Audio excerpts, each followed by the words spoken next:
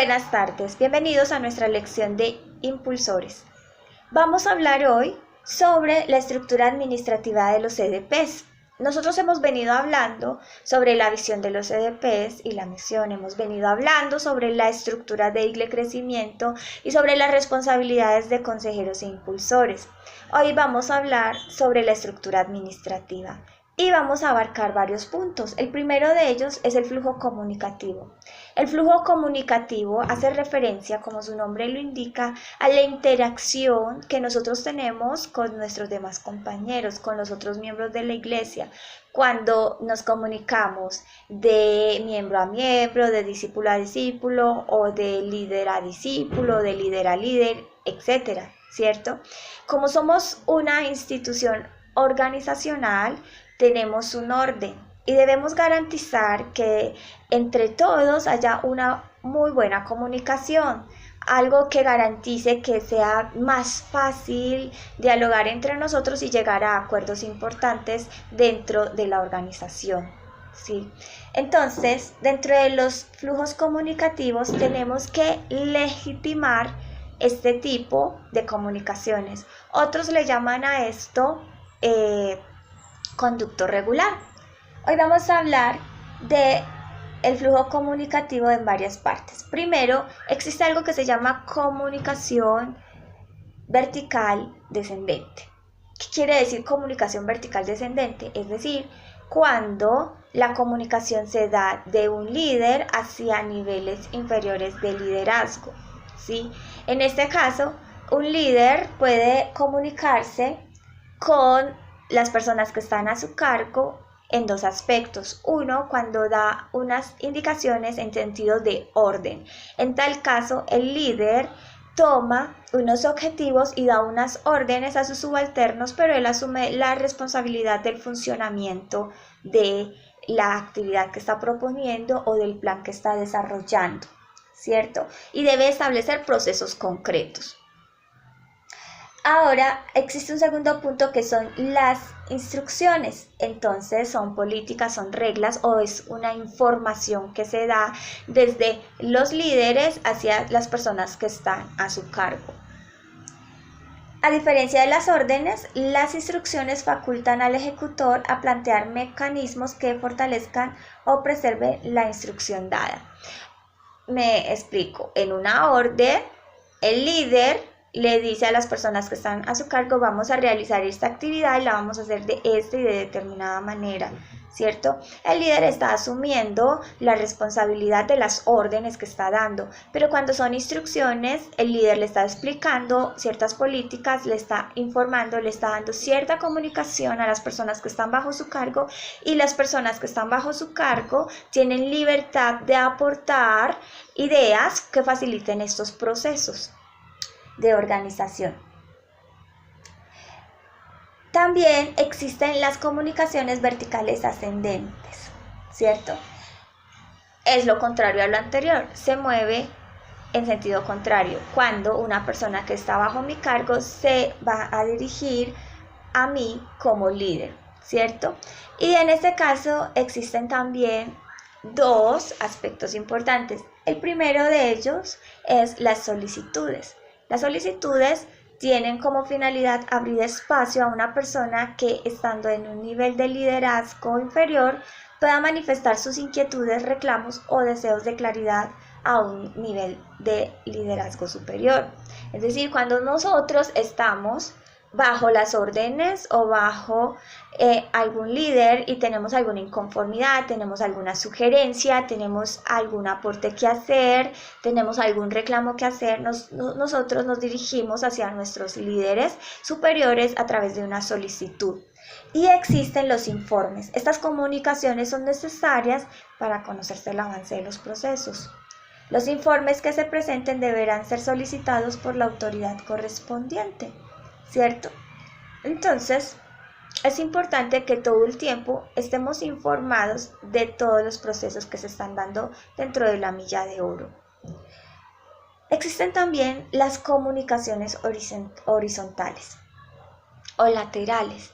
Estas se dan en personas que están en igualdad de rango. Por decir algo, de líder a líder, de pastor a pastor, ¿cierto?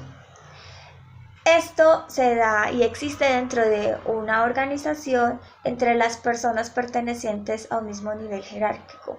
Este tipo de comunicación se transmite sin que sea necesario utilizar los canales formales de autoridad, primero en sentido ascendente y luego descendente.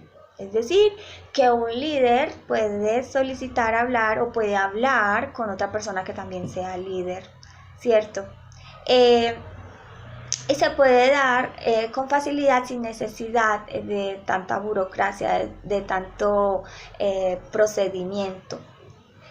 Las comunicaciones oblicuas es cuando un líder de determinada área tiene comunicación directa con las personas que están bajo la autoridad de otro líder. Me explico. Por ejemplo, yo soy coordinadora de una red y hay una persona B que es coordinadora de otra red. Por decir algo, esta es la red A y esta es la red B. Yo como coordinadora de la red A, en un momento necesario e indispensable puedo dirigirme a las personas que están bajo el liderazgo del coordinador de la red B o de la coordinadora de la red B. Pero estas comunicaciones deben ser en casos pues extremadamente necesarios y obviamente es importante que como líder le hable al otro líder que lo voy a hacer. Por decir algo, yo como coordinadora de la red A voy a hablar con una persona, con un impulsor, con un consejero de la red B, entonces de alguna manera debo hacerle a llegar al coordinador B mi intención de utilizar a las personas que están bajo su cargo. Eso es importante en el sentido de respeto del liderazgo. Las comunicaciones externas. Este tipo de comunicaciones tienen lugar entre los organismos y el ambiente exterior, personas, grupos de otros organismos. Y estas comunicaciones deberán ser autorizadas por el pastor principal.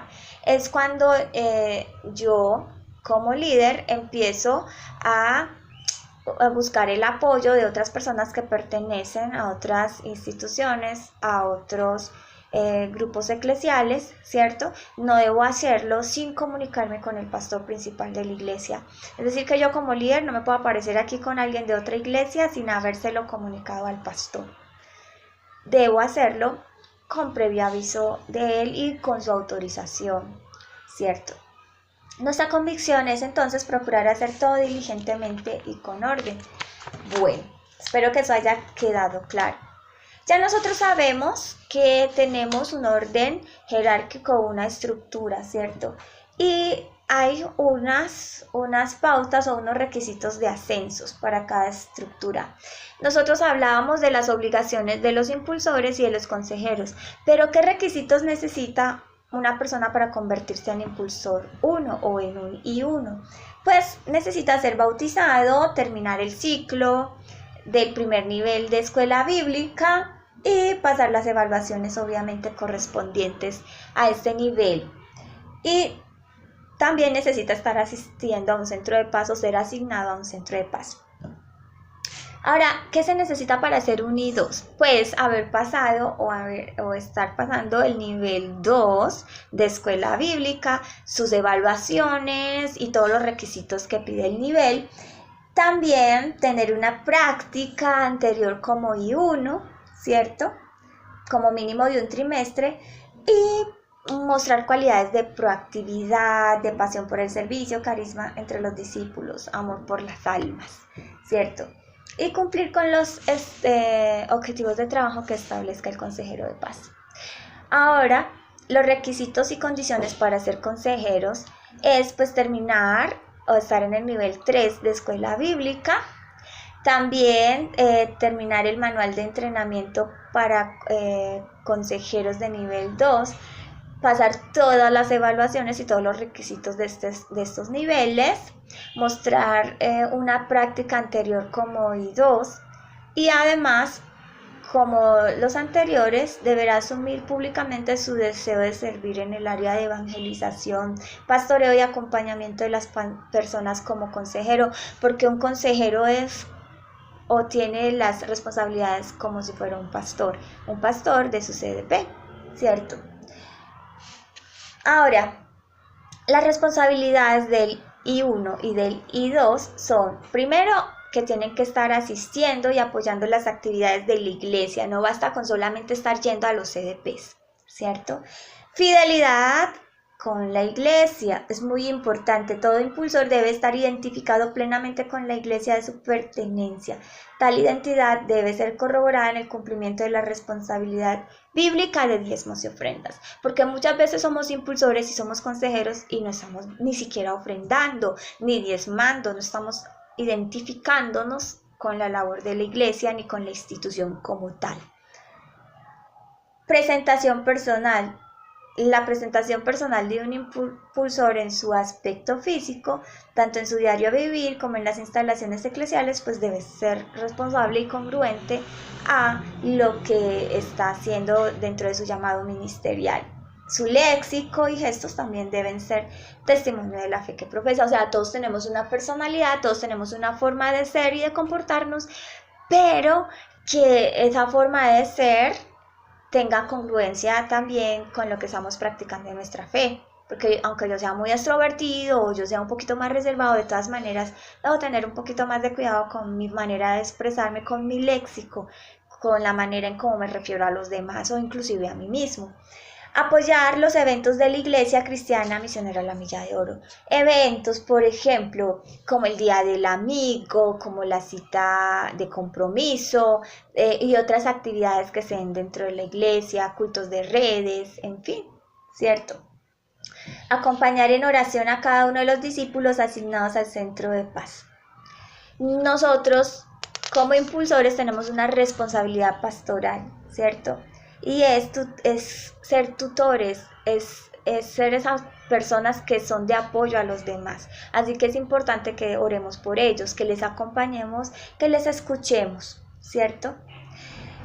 Todo esto quiere decir que si el discípulo llegara a necesitar ayuda pastoral o consejero, el impulsor debe remitirlo al consejero de paz, quien acorde a sus capacidades habilitadas considerará si lleva el caso o lo remite a su autoridad superior. Es decir, que a veces hay casos donde los discípulos tienen problemas muy serios y el impulsor lo puede remitir directamente a su consejero de paz. Y este consejero de paz, a su vez, si se le hace el caso muy complicado, remitirlo al pastor principal.